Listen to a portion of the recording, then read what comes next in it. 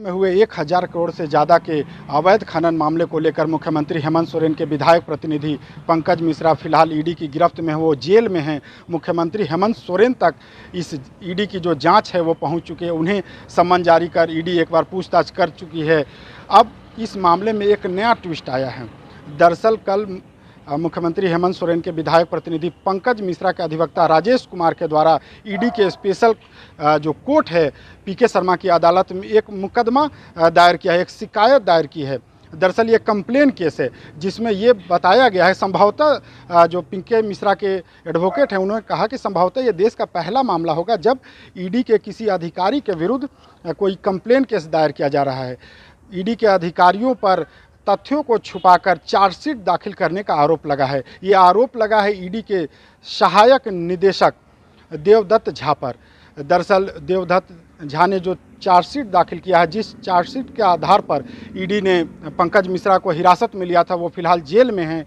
दरअसल वो मामला था साहेबगंज के बड़हरवा का, जो केस संख्या थी 85/20।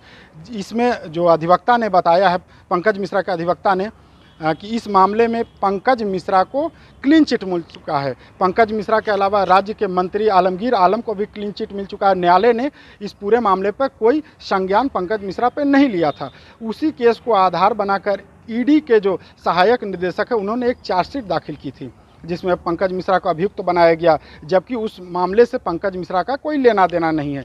इसे लेकर एक कंप्लेन केस दायर किया गया है और जिसे कोर्ट ने स्वीकार करते हुए 5 दिसंबर यानी कल इस मामले पर सुनवाई होगी। आज पंकज मिश्रा ने पीएमएलए स्पेशल कोर्ट में ईडी के असिस्टेंट डायरेक्टर देवदत्त झा के खिलाफ में एक मुकदमा दर्ज कराया है और न्यायालय से प्रार्थना किया है कि देवदत्त झा के खिलाफ में प्रोसिक्यूशन इनिशिएट किया जाए आफ्टर इंक्वायरी। मामला ये था कि इस समय में जो ECIR 4 केस जो काफ़ी हाई प्रोफाइल केस है और इस केस में राज्य के बड़े बड़े पॉलिटिशियन को ड्रैग करने का प्रयास किया जा रहा है। जिस केस को ईडी ने बेसिस बनाया था 85 बड़हरवा थाना कांड संख्या 85/20, उस 85/20 में अनुसंधानकर्ता ने पंकज मिश्रा को नॉट सेंट अप किया था।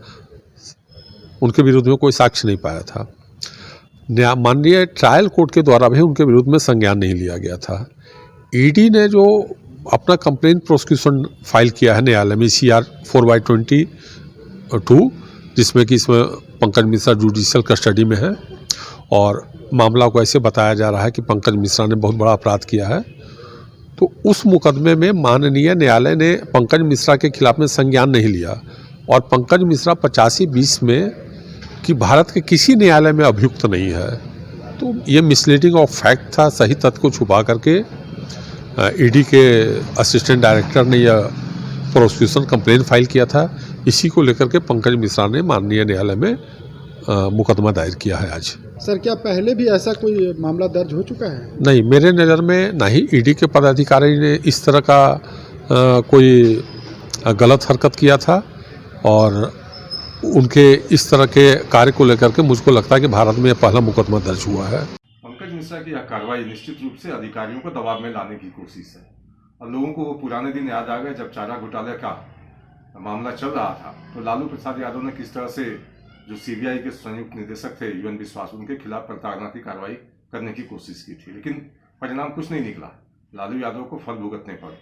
और जहाँ तक प्रश्न है पंकज मिश्रा का, वो लाख हाथ पर मार लें लेकिन उनके करतूत किसी से छिपने वाले नहीं हैं और ईडी के अधिकारियों को तो अब चुनौती के साथ इन चीज़ों को लेना चाहिए कि जिन लोगों ने गलत किया है वो न्याय के कटघरे में खड़े किए जाए और उनको सजा मिले। और पंकज मिश्रा जिस तरह की कवायद कर रहे हैं, निश्चित रूप से उनको ताकत वहाँ से मिलती है जहाँ से राज्य के सत्ता का संचालन होता है। तो कुल मिलाकर कह सकते हैं कि झारखंड में जो अवैध खनन को लेकर जो शिकायत और जो छापेमारी का जो सिलसिला चल रहा है उसमें एक नया ट्विस्ट आया है।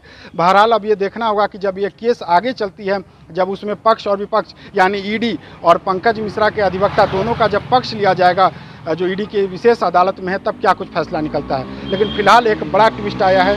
पंकज मिश्रा के अधिवक्ता ने यह दावा किया कि पंकज मिश्रा को एक साजिश के तहत फंसा दिया गया, वो भी उस मामले को आधार बनाया गया जिसमें पंकज मिश्रा अभियुक्त नहीं थे। देशवा न्यूज के लिए झारखंड से मैं अशोक कुमार। सिर्फ खबर दिखाना देशवा न्यूज का मकसद नहीं, देशवा न्यूज की कोशिश है कि समाज की सूरत बदलनी चाहिए। देशवा न्यूज पर वीडियो देखने के लिए लाइक करें, सब्सक्राइब करें, साथ ही बेल आइकन दबाना न भूलें।